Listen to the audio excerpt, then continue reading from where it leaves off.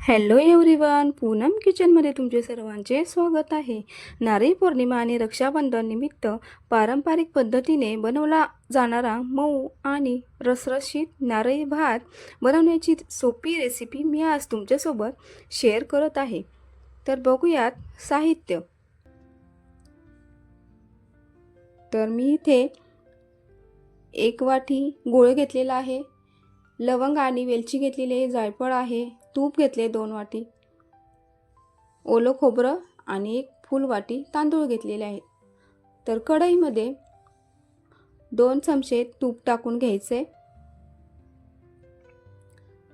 आणि त्यामध्ये वेलची आणि लवंग चांगली व्यवस्थित परतून घ्यायचे आणि हे चांगलं व्यवस्थित थोडंसं लालसर झालं की वरून आपल्याला जो मोठी वाटी तांदूळ घेतलाय तो चांगला फ्राय करून घ्यायचा आहे. व्यवस्थित असा फ्राय करून झाला, तेलामध्ये चांगला परतवून झाला की वरून आपण जेवढे तांदूळ घेतले त्याच्या दुप्पट पाणी टाकून घ्यायचे आणि आपण गरम पाणीच टाकायचं आहे यामध्ये आणि 2 ते 3 मिनिटं याला झाकून ठेवूया. आणि आपण हा गोड भात बनवतोय तर त्यासाठी थोडंसं किंचित असं मीठ टाकून घ्यायचंय. मिठामुळे भाताला छान टेस्ट येते. पुढे आपण आता दुसऱ्या कढईमध्ये सुद्धा 2 चमचे तूप टाकले आणि त्यामध्ये आता आपण ड्रायफ्रूट्स टाकून चांगले फ्राय करून घ्यायचे. आता हे ड्रायफ्रूट्स थोडेसे लालसर झाले की त्यामध्ये जो आपला 1 वाटी गूळ आहे तो चांगला फ्राय करून घ्यायचा आणि लगेचच आपल्याला जे ओलं खोबरं आहे ना, ओल्या खोबऱ्याचा खीस आहे तो आपल्याला यामध्ये चांगला भाजून घ्यायचा.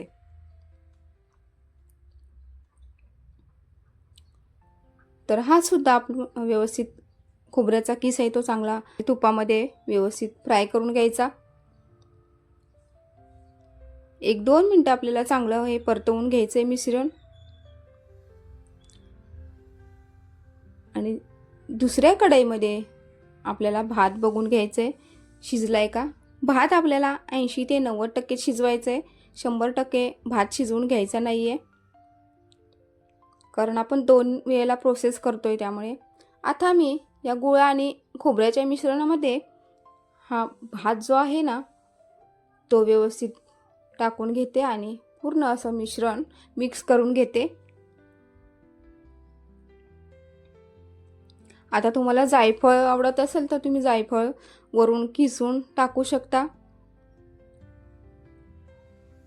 जायफळने खूप छान असा सुगंध येतो भाताला. तर असा व्यवस्थित असा मिक्स करून घ्यायचा आणि तुम्हाला जर हळद आवडत असेल तर किंचित अशी चिमूटभर हळद टाकून घ्यायची. त्याने सुद्धा असा चांगला कलर येतो भाताला.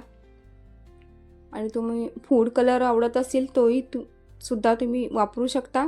जर आवडत नसेल तर तुम्ही स्किप करा. तर बघा इथे थोडीशी मी हळद टाकली होती तर त्याने किती छान असा कलर आलेला आहे, नॅचरल कलर आलेला आहे भाताला. तर तयार आहे नारळी भात. तर अशीच तुम्ही रेसिपी घरी बनवून बघा, खूप छान लागतो. आणि ओलं खोबरं आणि गुळाचं मिश्रण असल्यामुळे या भाताला खूपच छान अशी टेस्ट येते. आणि ही दालचिनी जर आवडत असेल तुम्ही टाकू शकता. तर मी इथे वेलची आणि लवंग टाकले त्यामुळे खूप छान असा सुगंध येत आहे भाताला. तर तयार आहे आपला नारळी भात. आणि अशीच रेसिपी तुम्हाला आवडत असेल तर माझ्या व्हिडिओसाठी कमेंट्स करा आणि लाईक करा, चॅनेलला सबस्क्राईब करून घ्या. तर बघा किती सुंदर असा दिसतोय आपला नारळी भात. आणि वरून थोडेसे ड्रायफ्रूट्स तुम्ही ठेवू शकता. किती छान असा झालेला आहे बघा आजचा नारळी भात. तर अशा नवनवीन रेसिपीसाठी बघत रहा पूनम किचन चॅनेल. थँक्यू.